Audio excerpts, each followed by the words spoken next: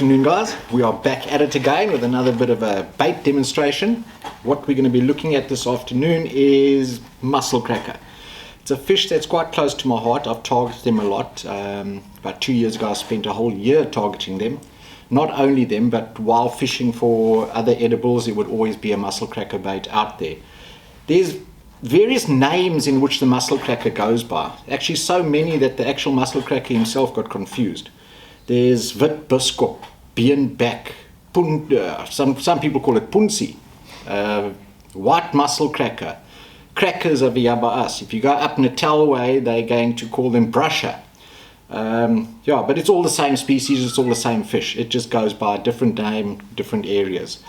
And a variety of baits can be used. There are some illegal baits that guys use. Can't say I haven't used them myself, but anyway, there are certain baits you cannot be using for them. But there are baits that work just as well. Quite a variety of them actually. The two that we're going to be looking at today is the Armadillo and then the Alikreukel, which also goes by many other names. Some people call it a cockle, some call it the Alikreukel, some other names I've heard that made my head spin. But yeah, those are the two that we're going to be looking at today. I'm going to be starting off with the Alikreukel. For those of you who've never seen one, this is basically what it looks like before it's been removed from the shell itself. And once you crack open that shell, you get a little piece of tough meat that looks like that. Let me just move this out of the way.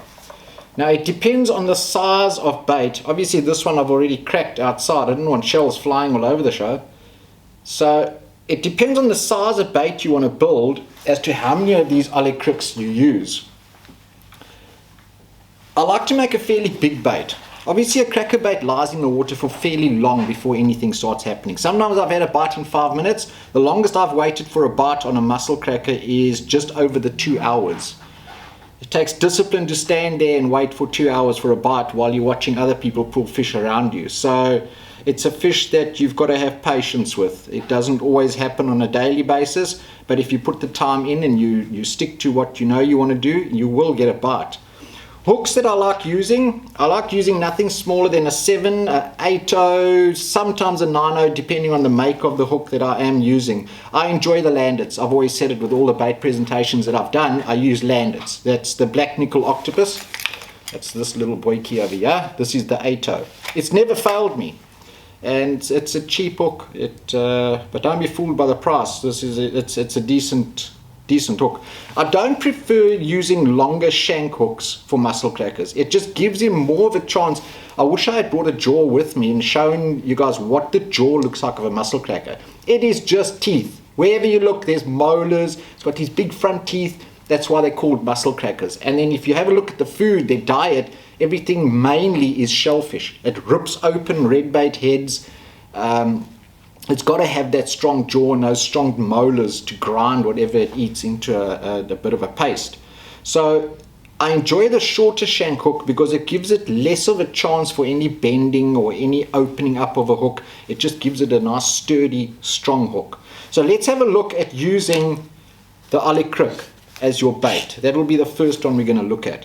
Now depending on the size of the Alikreuks that you're going to use, I think Alikreuks you're only allowed 4 per person, but they are going to be a certain size. For bait wise, I'm not sure if you needed a certain size, but let's just show you an example of what I do when I use an Alikreukel for bait. So I'll deshell these two, take these and I'll just split them down the center. So I've got 2 pieces like that and one like that. Now we've got 4 pieces of it.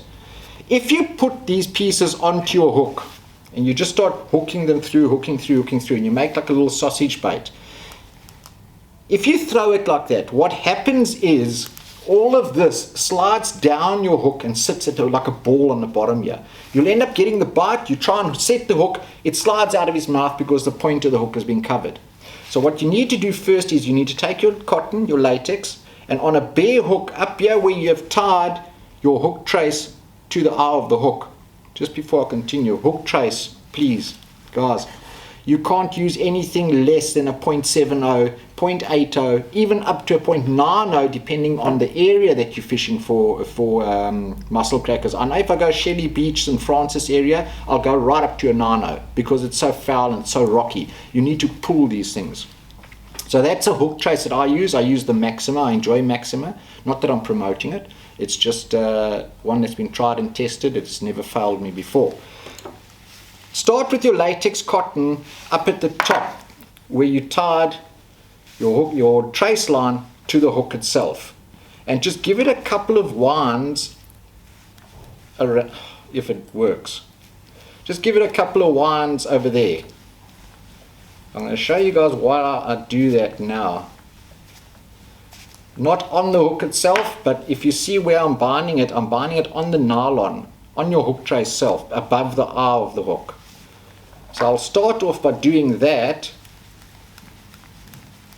and once I've turned it a couple of times over there, just get that out the way with your fingers.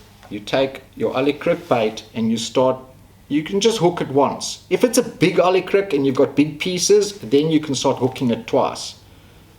You put the first one on and just slide in that the eye of the hook goes just into that piece of bait like that. You put your second one on. You can go your third one. Depending on the size of the hook you're using, will depend on the size of the bait and how far you need to push it up. And then your last piece, I'll just hook in like that. Now what you do is, because you've anchored, you've started off there by the eye, you've worked yourself a little anchor over there, you can take your latex cotton and just go around it a couple of times, especially over the top of it, pulling it back down, up and down by the eye, up by the bend of the hook, and then over it all again. You don't want to bait it up too much with the cotton. You just start forming that nice little pencil, call it a pencil bait if you want to, from the top down to the bottom like that, just so that it anchors your bait, and then around it all. You can break that off. Now you can see that is your Alikreukel bait. It's anchored, it can't slide down if you anchor it enough.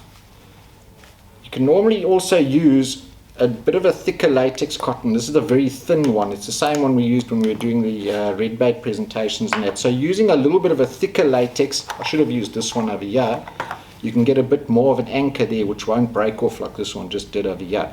But you want the hook to stay proud. That is one of the most important things. The only, which I can call a downfall on this bait, is that those damn duckbills like it as well. And once an Alikreukel bait hits the water, especially here in front of Checkers, you can hear the duckbills coming from PE to come and fetch it.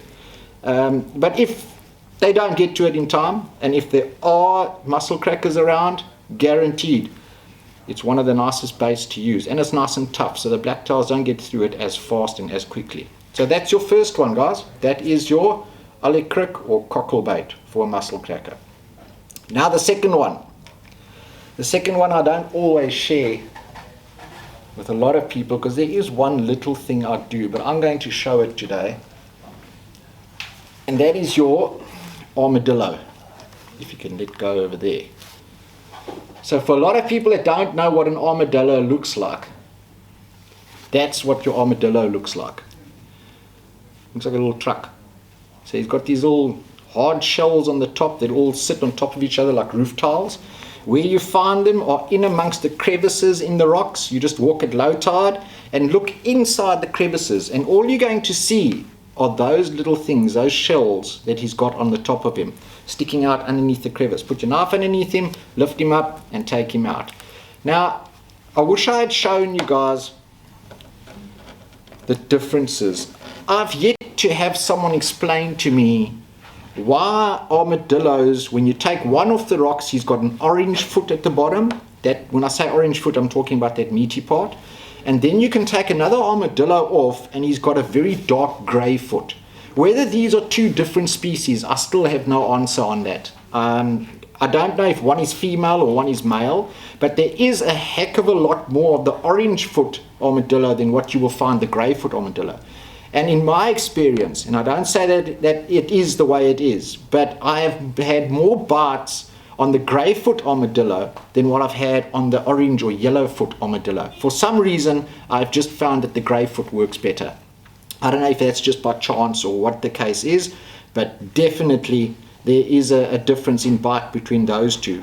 If any one of you know why the one has got the yellow or orangey coloured foot and the other one has got a dark grey foot, please come and see us here at the shop at Angling and Marine, and please let me know, because I've had many answers on it, and every time I get an answer it's something different to the previous one. So what do you do first now? You take your armadillo, it doesn't matter which one. Obviously the size of the armadillo that you get will depend on the size of the bait and the size of the hook that you're going to use. Now this is going to be a bit of a mess over here. I should have done this outside. You want to take your chocker hammer, put your armadillo down so that it's meat facing down. You don't want to beat this thing to a pulp. All you want to do are these hard shells on the top here. You just want to crack those shells, that's all. So you start off, it's not easy. That's all you want to do, is just crack that shell. So you can see the shell's still on the sides. All I've done is split that hard shell down the center like that. So most of the flavor, the juices and the smell is going to come through that shell. But the reason we leave the shell on is no blacktail can get through that shell. So once again, like I said earlier on, your bait needs to be in the water for a long time. So you need to protect that bait. That's the first one over there. You take your second armadillo, and exactly the same thing with your second one. As you can see, all the shells are still there. There's only one little shell that came off of it, but you can start bending it, and all those juices from the guts and everything does come through and just releases the scent slowly in the water. Take your hook. You find whichever side of this armadillo you split the shell nicest. You just take the point of the hook and you stick him all the way through the armadillo like that. Take that hook, take the shank of the hook, lying inside the armadillo, and you close that one up. You don't have to push him all the way closed, but you just close him like that. If your hook will just sit nicely. Now guys, seriously, yeah, you're going to have to use your thicker latex cotton. A nice strong latex. If you use that thinner one like I did earlier on, what happens is all you're going to be doing is binding, breaking off, because the shell just cuts that latex cotton like it's nothing. So use the thicker latex cotton. I'll be surprised if it doesn't cut this one as well. And just bind this one. Yeah, you don't have to be shy with cotton. Yeah, you want to bind this chap that he sits. You just keep going. I like binding once again up the nylon just to anchor it a little bit, and all the way down, keeping your hook as proud as possible. You see, there we go. And this is the thick latex cotton, and already it's cutting it off. But as I said, don't be shy with cotton on these baits, because you want this bait to sit. All that smell is still going to be oozing through the bait, even if it's cottoned up, closed up like a Christmas present. It's still going to be coming through. Okay, now don't break this cotton off. Take your second one, there where the two pieces came together on the first one, lay that one over the top of that one like that. So you've got the meat covering that opening, and then keep binding. You just keep going and going. You can wrap him up as much as you want. Actually, the more cotton you use on these ones, the better it is, because then your bait won't get pulled off by those pesky blacktails. With the fishing the way it's been lately, pesky blacktails actually sound good to go and catch, because there's nothing else coming out. Okay, I'm not going to bind it, just so that you guys get the idea. So that is what your armadillo bait looks like. Now I'm going to share a little secret with everybody. Don't really want to do it, but anyway, we're going to share this little secret. There's a bait on the rocks that so many people walk past. It's one of the food sources of a mussel cracker. It is, and I call it your limpet. I'm sure you guys have seen these things. Got a little bush on him, sits on the rocks. I've had so much success on this bait, and I have spoken very little about it. I haven't said much. If they say, what did you catch? I'll say, well, on Armadillo, or I've caught it on an Alikreukel, or a red crab, or something like that. But I've kept quiet about this little gem. And once again, I'm so glad that I can show you guys the difference. The brown foot, the orange foot. There you can see the difference, distinct difference between the two. Why it is like that, I don't know. The shell looks exactly the same. One is an orange foot, one is a brown foot. All the success I've had on limpets have come from brown foot. I just took this one so I can show you guys the difference on it. But let's just imagine that both of these are brown foot. So now what you do is you get yourself 2 limpets and you remove the meat from these limpets. It's not an easy thing to do.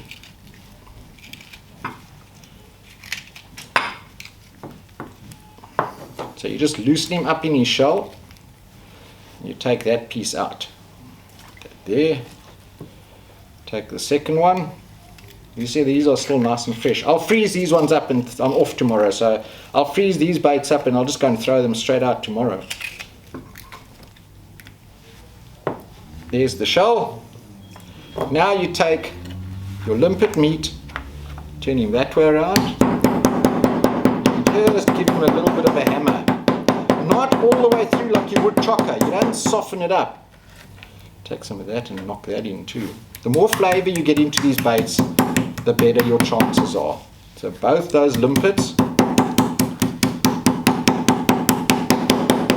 like that. Depending once again, guys, on the size of the bait that you want to make. These were 2 small limpets I just grabbed for the bait presentation. That limpet meat, lie him on the side this end, and lie that one on that end over there. Once again, back to the latex, and now you can wrap him up. You can wrap the snot out of him.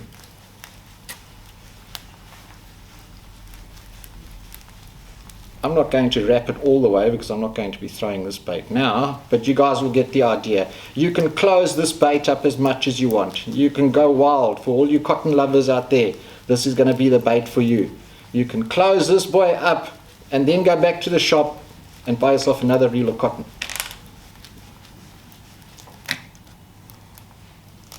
So that's finished, and that will be the armadillo bait that I throw with the 2 pieces of limpet on the side of it. That has been my secret for a very long time. I haven't revealed it. I wouldn't say it's the best, please don't get me wrong, but that's the secret of the bait I use. Some other guys I've seen in the past also use the inside meat of other armadillos and wrap it up, but I just enjoy that limpet. I've had many pulls on it. It's a dirty fighter. That's the reason we use these thicker traces and thicker hook traces. I have had hidings more than what I can count. It's a dirty fighter. He heads for the first rock, first reef that he can find. He knows his area that he lives in. Believe you me. A lot of guys have told me that fish for mussel crackers with me, they enjoy letting it run for some or other reason. I don't. I lock drag it. It's either going to break me off or he's going to turn. Once that fish turns, I just pull and hope that he stays on. Because if you give that fish 1 inch, he's gone. He's going to reef you, he's going to cut you off, he's going to do whatever he can, and that's going to be gone. So guys, give these baits a go. I hope you guys have success on it. There is your armadillo, and there is your Alikreukel bait.